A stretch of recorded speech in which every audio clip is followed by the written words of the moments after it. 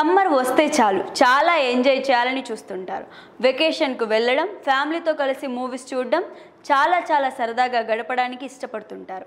మరి ముఖ్యంగా ఇప్పటి నుంచి ఈ సమ్మర్లో ఏ సినిమాలు వస్తున్నాయో చూసి ఆ మూవీస్ చూడడానికి ప్లాన్ చేసుకుంటారు. అయితే ఈసారి సమ్మర్ హౌస్ ఫుల్ కానుందంట. నిన్న మొన్నటి వరకు సిచ్యువేషన్స్ చూస్తే 2025 సమ్మర్ కూడా పూర్తిగా సమర్పయామి అనుకున్నారు. కానీ మెల్లమెల్లగా ఈ వేసవి కూడా హౌస్ఫుల్ అవుతోంది. స్టార్ హీరోలు ఎవరు రాకపోయినా మీడియం రేంజ్ హీరోలే 300 కోట్ల బిజినెస్ చేస్తున్నారు. మరి ఈ మండు వేసవిలో చల్లటి వినోదాన్ని పంచడానికి వస్తున్న ఆ సినిమాలేంటో చూద్దాం.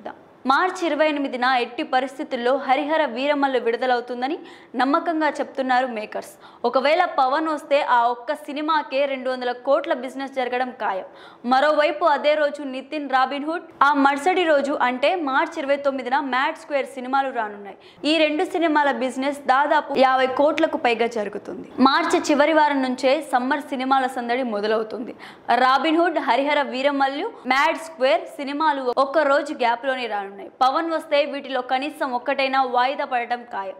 ఇక ఏప్రిల్ 10న జాక్ సినిమాతో వస్తున్నారు సిద్ధు జొన్నలగడ్డ. గత సమ్మర్లో టిల్లీ స్క్వేర్ బ్లాక్ బస్టర్ కొట్టారు ఈయన.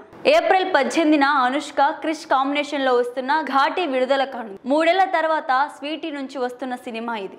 ఇక ఏప్రిల్ 25న మంచు విష్ణు కన్నప్ప సినిమా విడుదల కానుంది. దీనిపై ముందు ఏ అంచనాలు లేకపోయినా ప్రభాస్, మోహన్ లాల్, అక్షయ్ కుమార్ ఉన్నారు కాబట్టి బాక్స్ ఆఫీస్ దగ్గర ప్రభావం చూపించేలా ఉంది. ఒకవేళ పవన్ కళ్యాణ్ వస్తే వెల్ అండ్ గుడ్. ఆయన రాకపోతే మాత్రం ఈ సమ్మర్లో రానున్న ఫస్ట్ పెద్ద సినిమా హిట్ 3. నాని హీరోగా శైలేష్ కొలను తెరకెక్కిస్తున్న ఈ సినిమా మే 1న విడుదల కానుంది. ఈ మధ్య విడుదలైన టీజర్ చూశాక సినిమా రేంజ్ అర్థమైపోతుంది. ఖచ్చితంగా భారీ హిట్ పై కన్నేశారు నేచురల్ స్టార్ నాని.